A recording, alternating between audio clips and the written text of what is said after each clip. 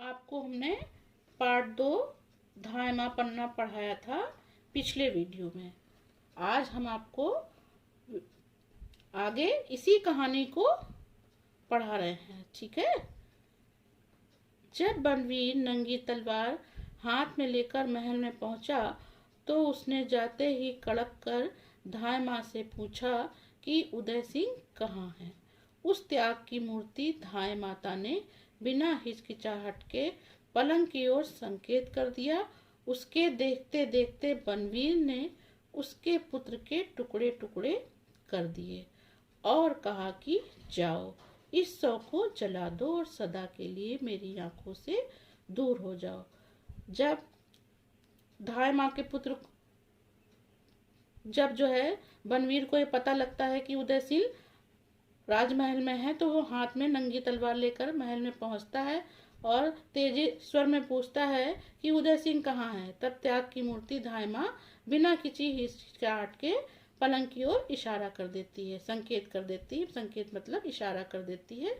और देखते ही देखते बनवीर क्या करता है, धायमा के पुत्र को टुकड़े टुकड़े कर देता है और धायमा से बोलता है कि इस शव को जला दो और सदा के लिए मेरी आंखों से दूर हो जाओ। वह वीर धायमा अपने हृदय पर पत्थर रखकर यह सब देखती और सुनती रही।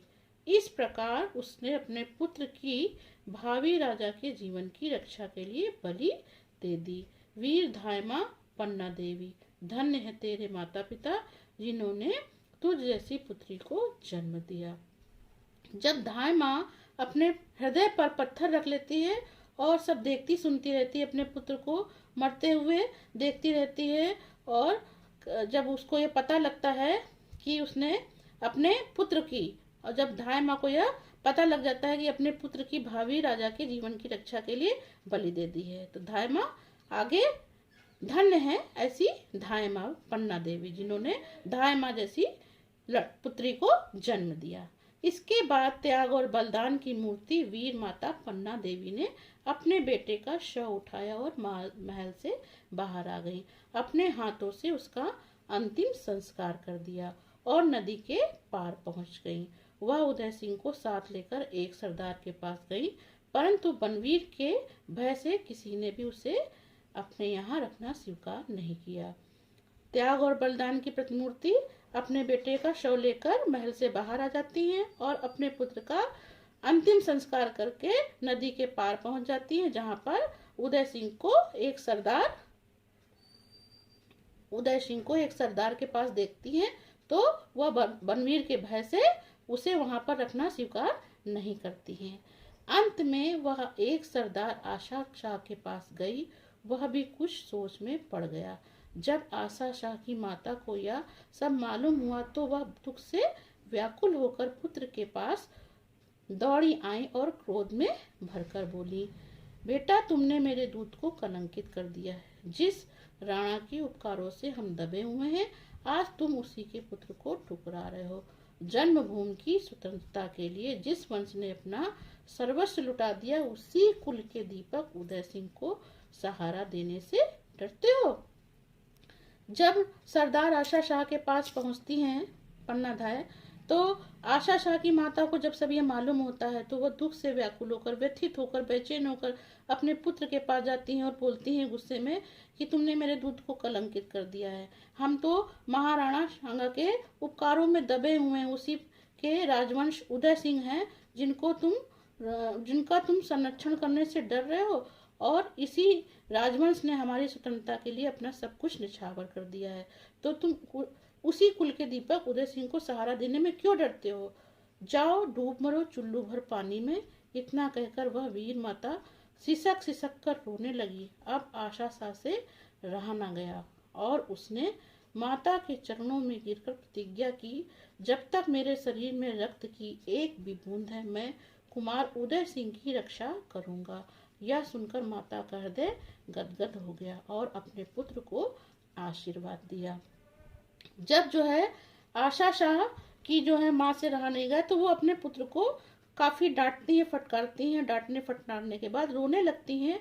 तब आशा शाह के क्या होती है, जो बंद आंखें होती हैं वो खुल जाती हैं अपने माता के चरणों में गिरकर प्रतिज्ञा करता है कि जिस राजवंश ने मेरे हमारी प्रजा की इतनी रक्षा की है, मैं उस राजवंश के कुंवर उदय सिंह की रक्षा अवश्य करूंगा। यह सुनकर माँ खुश हो जाती है और अपने पुत्र को आशीर्वाद देती है। उदय सिंह का बचपन सरदार आशा शाह के पास ही बीता। 16 वर्षों के बाद चित्तौड़ की जनता को पता लग गया कि उदय सिंह जीवित है। उसी समय बड़े बड़े सरदारों ने उदय सिंह को बड़ी धूमधाम से चित्तौड़ की राजगद्दी पर बिठाया और वीर धायमा पन्ना देवी यह दिन देखने के लिए जीवित थी। इस अवसर पर वह त्यागमयी माता को राज्य की ओर से बड़ा सम्मान दिया गया। जब तक वह जीवित रही, उदय सिंह उसके चरणों की पवित्र धूलि ग्रहण करता रहा और उसकी हर इच्छा का पालन भगवान की आज्ञा मानकर करता रहा। अब उदय सिंह का जो बचपन था कहाँ बीता? सरदार आशा शाह के बाद बीता। 16 वर्ष के बाद जब चित्तौड़ की जनता को यह पता चल गया कि उदय सिंह जीवित है, मरे नहीं है, त्याग और बलिदान की प्रतिमूर्ति पन्ना धाय ने उनका जीवन बचा रखा था, तब चित्तौड़ में क्या होता है, बड़ी धूमधाम से उदय सिंह को राजगद्दी पर बिठाया जाता है और वीर धायमा पन्ना देवी ये सब देखने के लिए उस समय जीवित रहती हैं।